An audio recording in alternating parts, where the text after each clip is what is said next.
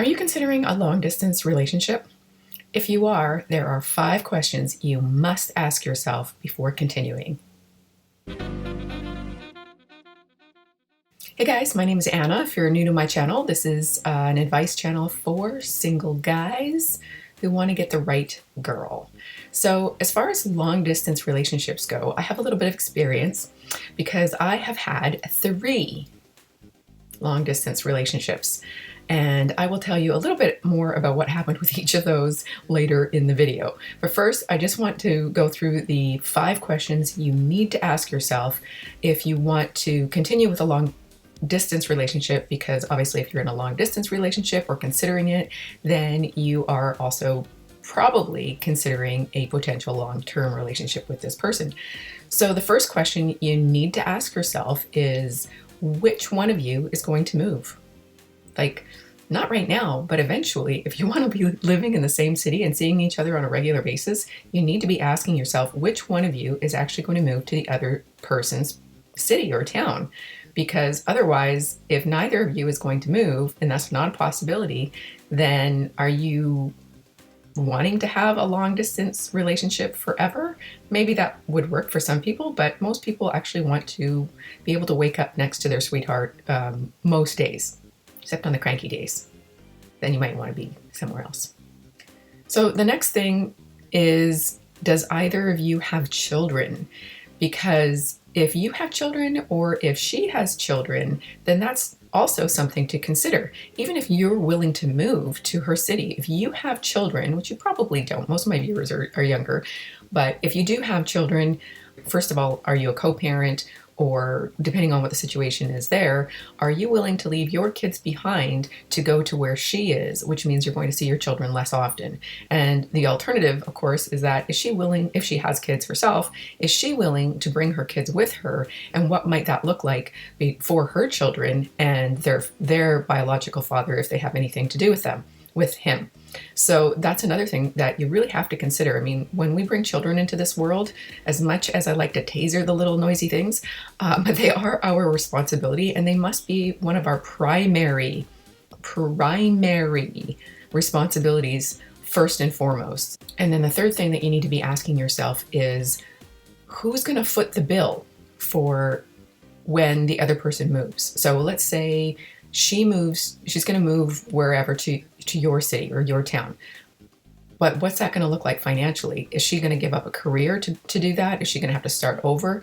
Does she have available finances set aside to be able to cover the cost of starting up again in a new city? Does she want to do that? These are things you need to discuss. And same with the other way around. If you're considering moving to her city or her town, then you need to know that you are going to be capable, ready, willing, and able to have the finances available to support yourself while you're either looking for another job, or if you decide to change careers or go back to school or whatever it is that you choose to do, one or the other of you is going to have to be okay with either your partner being behind a little bit in finances, or you may have to help pick up the slack for the person who has moved. So if she's moving to you, then you may need to help contribute financially to supporting her while she's getting herself established.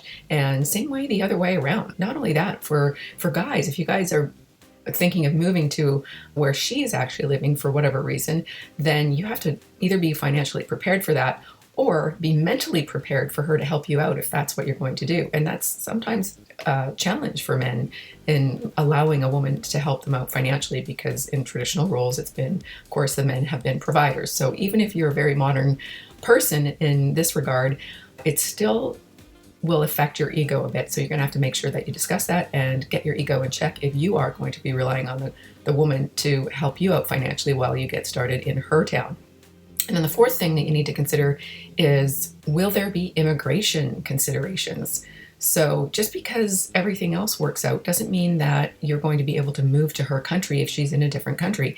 Even just between Canada and the United States, the laws, especially now with the new changes in the immigration laws, they're really strict. So you need to really look into what that would look like for you to have to immigrate if that is going to be a consideration for you. And again, going back to the first question about which one of you is going to move to the other person's city, when you're dealing with different countries, you have to also discuss who's going to move to the other person's country and what is that going to look like as far as immigration goes. So these are things that you need to look into for yourself and discuss together.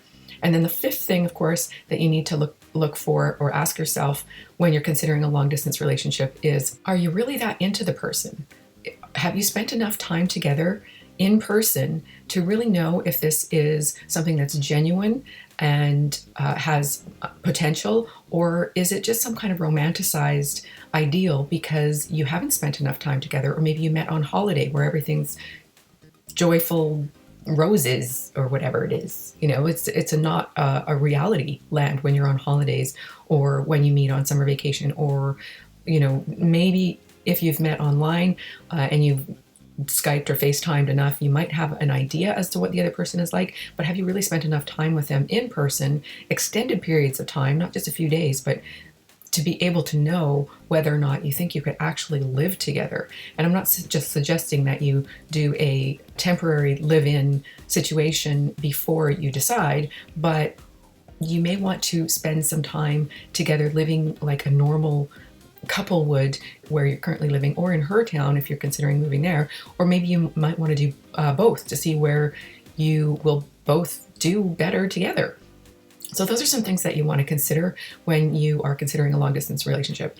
And then as far as my long distance relationships, yes, I have had 3, and each time I go further and further away. So the first guy I saw was, well, an hour and a half flight or a 6-hour drive, I guess.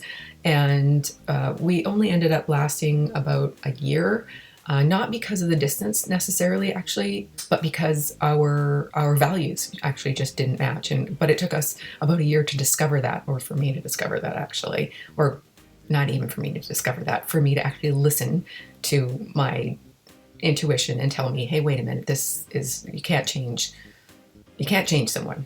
They are who they are. So that's the other thing too. Of course, your values, ideals, and belief systems have to be compatible, and your long-term goals have to match, like as far as if you want to have kids or not, things like that.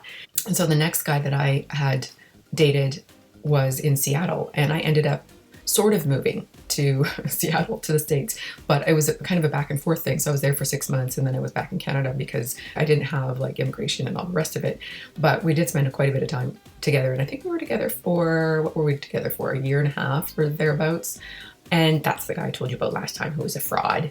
So that's why that one didn't work out. And then the third guy that I dated long distance was first he was in New York, but I didn't meet him until he moved to LA.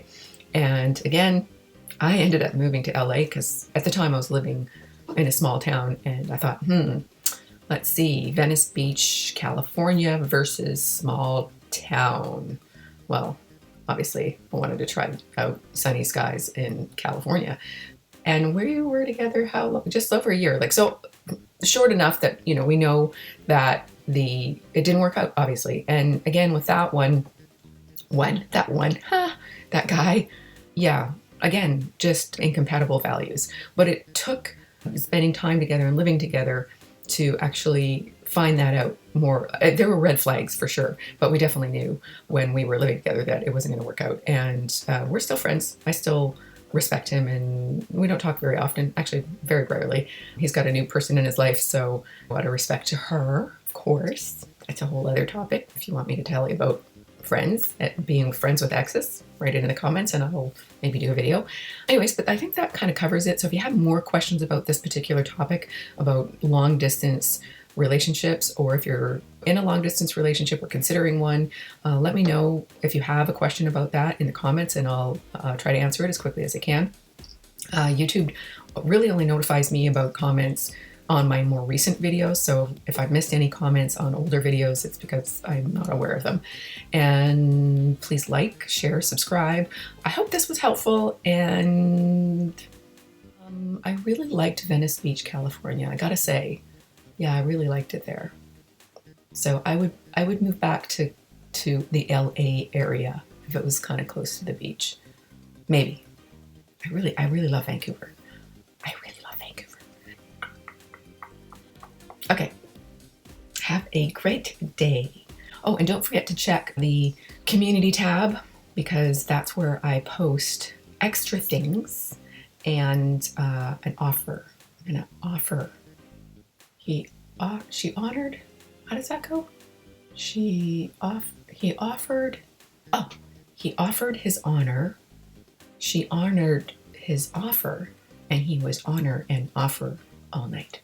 That was told to me by one of my exes. I thought he was funny, and I like that kind of humor because I have the sense of humor of a 12-year-old boy, if you haven't noticed. Anyways, okay, bye.